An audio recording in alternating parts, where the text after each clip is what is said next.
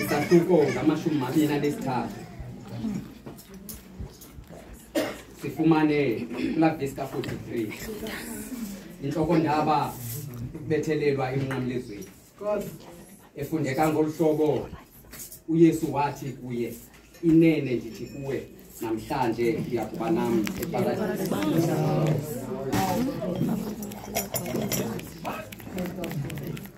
Apha phezu kwale ntaba ohlazo ukhona amasoldatha apha kule ndawo ithi incwadi yeBhayibhile babenyelisa uYesu Kristu ithi babemthufela bembiza ngento zonke ezilapha ezantsi emhlabeni kodwa kukho umbhalo apha phezu kwentloko kaYesu lena yami iBhayibhile ithi lona ukumntana wamaJuda khamente ngcwele ethandwa lizulu uYesu Kristu bamfaka isithaba sameva ikhona into ethi ke awubiyiko unkani ngomyiswana kodwa amasoldatha wayiqondi lento abayenzayo abayiqondi into yobana ngaba banikeza uYesu Kristu ubukumkani khamente ngcwele ethandwa lizulu ndiphatha mfo kadinga into ethi uYesu Kristu akekho yedwa phezu komnqamlezo yiyo le nto uYesu Kristu esithi namhlanje kwanamhlanje ndiyakuba nawe paradesi kaBaba ngoba bazali bam uYesu Kristu unamaphatha mabini phezu komnqamlezo kampelinye ibhatha likhetha amazwi wesenyelisa into yokubana ngaba unguye unyana kaThixo zisindise uzusindise nathi khamente ngcwele ethandwa lizulu amen bakhona abantu abathandabuzayo unyana kaThixo elibhatha lifikelwa intandabuzo bazalwane lamazwi ke ngamazwi ethemba kwanamhlanje ndiyakuba nawe paradesi kaBaba yangangomnye umhla phezu kwamanzi bazalwane uPetrosi ufika kuloo ndawo bazalwane ubona uYesu Kristu ukuthi ubana ngaba unguye unyana kaThixo ngitsho kum ndize kuwe ndihamba phezu kwamanzi kufika intandabuzo phakathi komzalwane kwafika intandabuzo phakathi kwebhatha yiyo le nto ulive elibhatha lithi zisindise uzusindise nathi ukubana ngaba unguye unyana kaThixo ukwidoubt apha phakathi kwelibhatha kunye neprocess eyenzekayo phezu komnqamlezo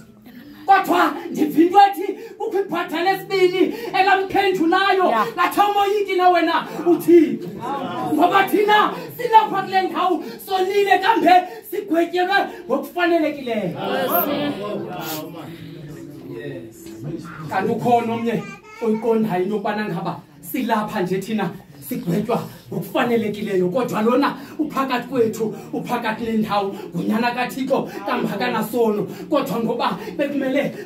kuzalisekise izibhali Thixo ke akamlibala umuntu wakhe akamlibala umuntu wakhe Thixo ngoku namhlanje kuvela insindiso phezu komnqamlezo bazalwane phezu kwelibhatha lathetha into lona eyahlukileyo kwelibhatha Nkosi uzundikhumbule usakubuya usekukumkani ba yathi impendulo kuYesu Kristu namhlanje ndiyakuba nawe eparadesi kaBawo bazalwane izithembiso zikaYesu ayizoza kusasa zeza namhlanje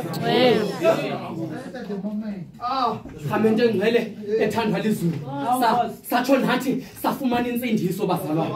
satsho ngokubethelelwa kaYesu Kristu phezu komnqamlezo sayifumana insindiso emhlabeni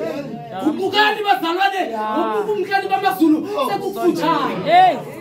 ikhona insindiso bazalwane sikhona isithembiso uvela isithembiso sokuba kwanamhlanje ndalenda ungomso ngoba ungomswane mazi bazalwane kwanamhlanje waphela ke ngokulomfo sele phezu komthi kuvela injimbane bazalwane ujongene noYesu Kristu uyayibona injimbane kodwa inaba ufuna ukubonana noYesu Kristu ithi incwadi yeBhayibhile unobalisa apha lo mfesa kumbona uYesu Kristu esiza wakhwela phezu komthi bazalwane bami abathandwa nguThixo wasondela uYesu Kristu wathi yehle emthini ngoba kwanamhlanje ngilalisa kwakho bazalwane xa kusekufika usinjiswe endlini kaThixo kuthiwa kwanamhlanje akuthiwa kusasa uKristu Nkosi yethu